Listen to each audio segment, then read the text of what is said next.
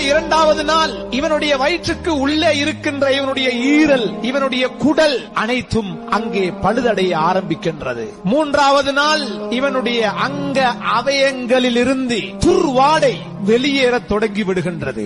அதே மூன்றாவது நாள் இந்த ஜனாசாவுடைய நகங்கள் கலண்டு விழத் தொடங்குகின்றது.